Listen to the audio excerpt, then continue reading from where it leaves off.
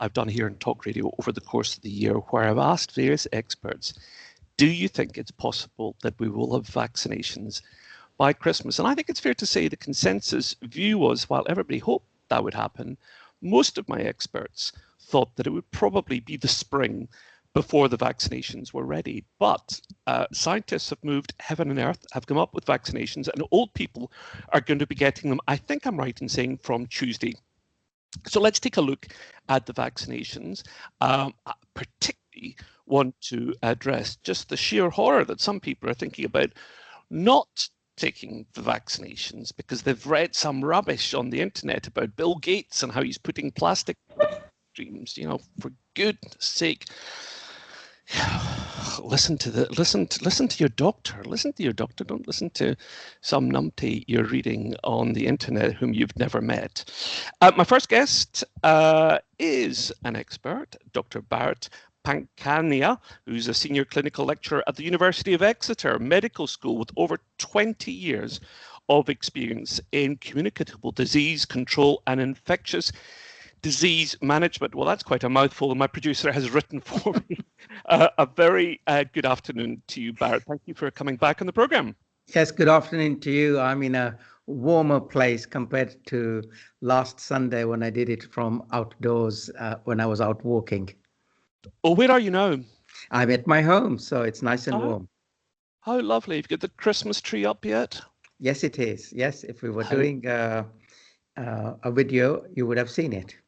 Well, you should take a still and you should post it if you want to and tag the program. That might be quite a nice thing actually for me. I will do that. It will bring cheer to our listeners. I did it specifically for our listeners. Well, lovely. I might get all my guests to post pictures of their Christmas trees. That would be a rather nice thing to do. We just finished doing ours yesterday. Now, were you one of the experts who thought that we would have a vaccination by Christmas? No, I have to be truthful. I expected it sometime in 2021, and the record speed at which not only have Moderna and Pfizer BioNTech reported success with the safety. Safety is the one that is important to me. Safety and efficacy, that their vaccines actually work and they are safe and there were no untoward side effects, is really pleasing. It's a breakthrough for science.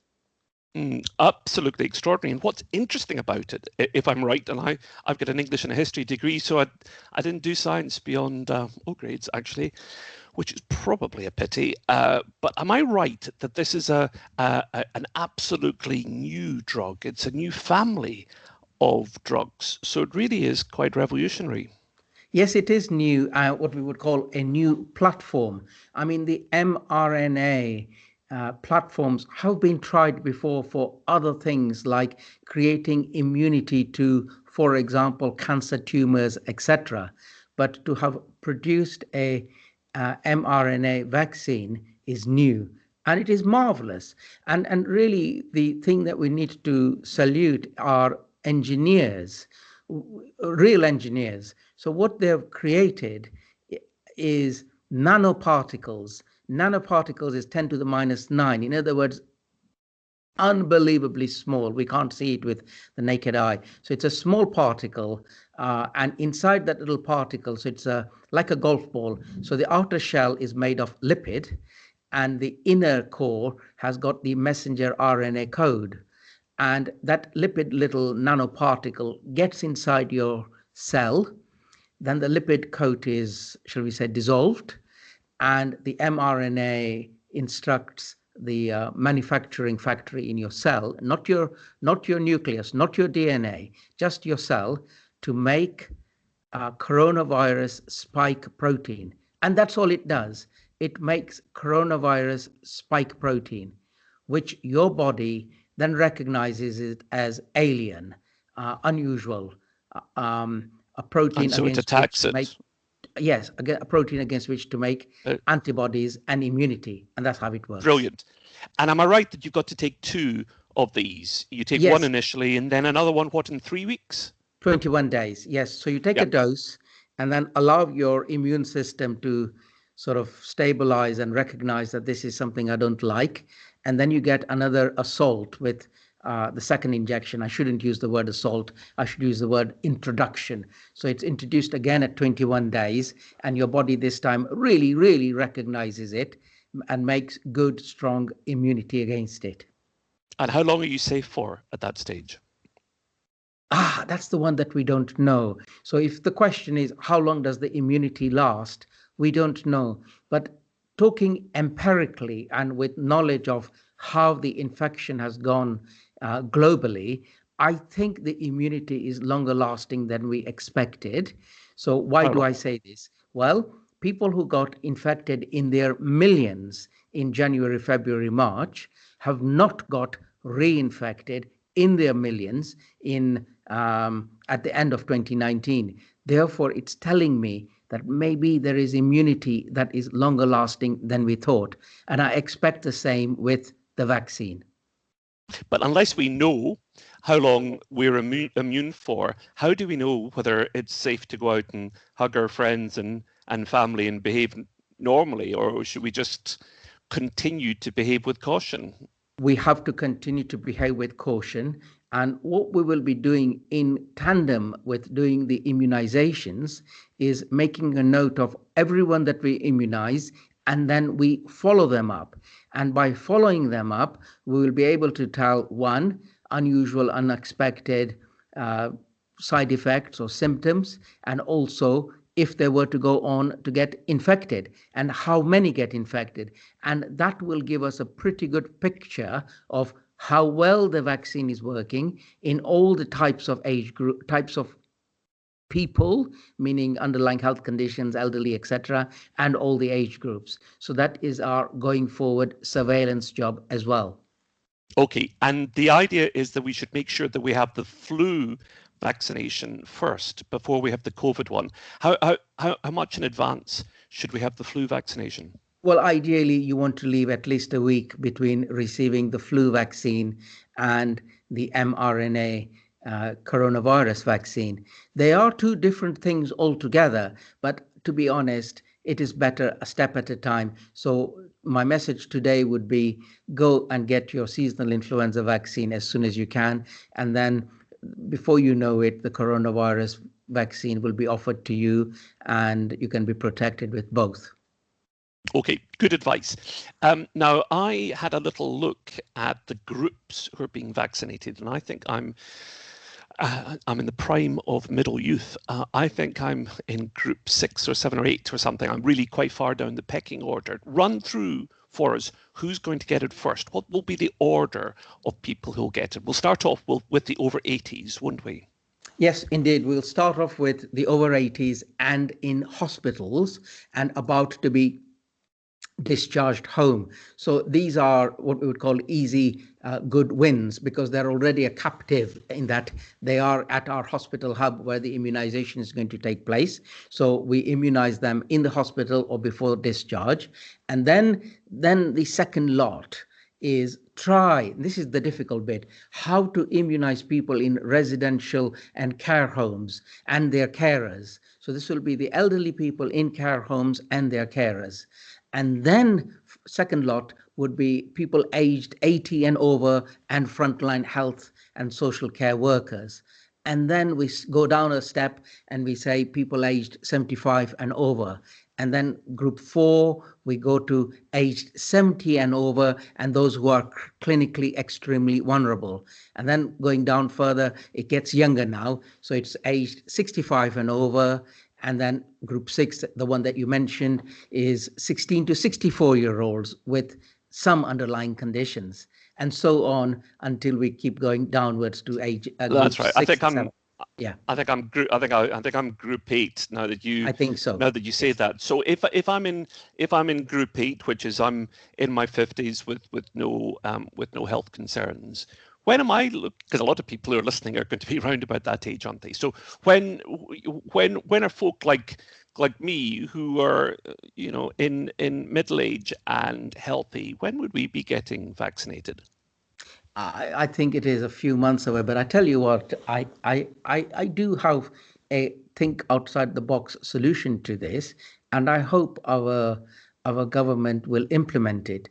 What I am advocating is that if we were to immunize the 20 to 55-year-olds en masse, then it has a synergistic beneficial effect to the elderly, the other people who haven't been immunized in the older groups, the vulnerable groups as well, because we end up with reducing the level of virus circulating in the community. So whilst we've got all these groups here today, I think once a lot of vaccines become available, the program will change to immunize the 20 to 55 or 20 to 60-year-olds en masse. Because if you think about it, fit, healthy, able people are economically active. We need to immunize them and immunize them very quickly. And we can do that because we can say Stadium A, Shopping Center B, football clubs, those big, large areas where you can drive up in your thousands and be efficiently immunized in minutes. So I can see that happening once we've got the vaccines available.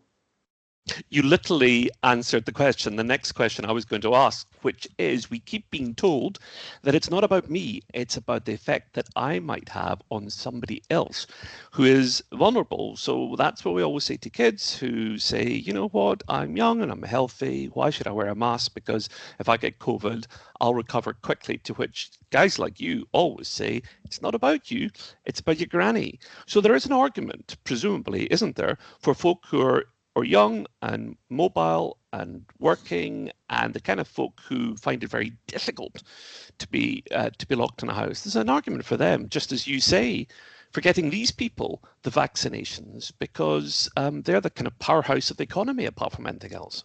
Indeed, indeed. And there is a lot of good, efficient public health gains to be obtained by mass immunizing a lot of people in a short time, because then you bring down the level of infections in the community, and therefore it allows you to return to normal faster. Right. In the interim, while those of us who don't fall into the very vulnerable categories are waiting for vaccinations, what should we all be doing? Well, it's important not to drop your guard. And I've always said this, that even after the immunizations, we need to know how well it's performing. So the really good news is immunizations via vaccines have arrived. Now let us hold ourselves and be patient. Keep our powder dry, continue to exercise good infection control, and see how it goes. And if it is really, really effective, we can then start saying return to normality sooner. But it's just hold it in there for the next 3 to 4 months. What do you say to all the folk and their disturbing figures about the number of people who are saying that they're not going to have the vaccination because they're worried that Bill Gates is using it to inject them with plastic or some such nonsense? What do you say to folk like that? I mean, I sometimes listen to people who say things like that, and it feels almost as if it's I don't know, people from the Middle Ages who'd be given access to computers. It's very unfortunate, and I think this is an unfortunate failure of education. And I really would like, my legacy to my children would be, I hope they can read and write properly and discern rubbish from good. And I think we need to educate our population to be able to see that this is nonsense. Because Bill and Melinda Gates have done marvelous good things for planet Earth with regards to immunization, sanitation, water purification, and all those projects which allow people to live a fair life. And Bill Gates doesn't want to know your data, for goodness sake. And these vaccines, if it were not for vaccines, by the way, 50% of us would not be here today. Just think about it. Diphtheria, polio, tetanus, whooping cough, measles, mumps, rubella, meningitis. The list is long, and we've all protected ourselves because of these vaccines. Now, I notice that one of the tabloids today has a whole set of pictures of national icons who've said that they will take the vaccination. They'll take it in public if need be, in order to tell people and show people that it's safe. Every single one of them is white. as it happens, which I don't think sends out the best possible signal. One of them is my friend Eamon Holmes, but a host of other different people who say that they'll take the vaccination. The Queen apparently is going to take the vaccination, though will not be photographed taking it, but will issue a statement afterwards to confirm that she has had it. How important do you think that is to show people that it's safe?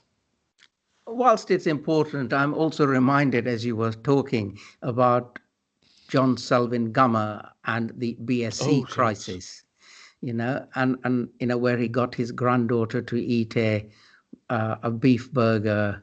It just looked like his granddaughter. I think it actually was his daughter. Yeah, it was his daughter. His daughter. Yeah, and so I think, what's wrong with having John Smith from around the neighborhood also photographed as having the vaccine? Because you see, our messaging is very important, and the messaging should be John Smith down the road is happy to have his vaccine, one. And then the second thing should be that respected people who are experts in the field talk about the vaccine openly, independently, to say, well, this is how it works, this is what it does, this is how it protects, these are the safety protocols, these are the things that we will be watchful for. That is the way to reassure and make people feel, yes, I think I will go and get that vaccination. All very good advice. And in the meanwhile, keep your distance, wash your hands, and wear a mask. Wear a mask properly. Absolutely. Okay. Yes. Remember to cover your nose as well as your mouth. I wear a mask and I also wear a visor as well to cover my eyes. That's what I do. A pleasure as always to have you in the program. That is Dr. Bharat Pankhania, who is a senior clinical lecturer. Thank you so much, Bharat. Thank you. Pleasure. Medical. We're going to be talking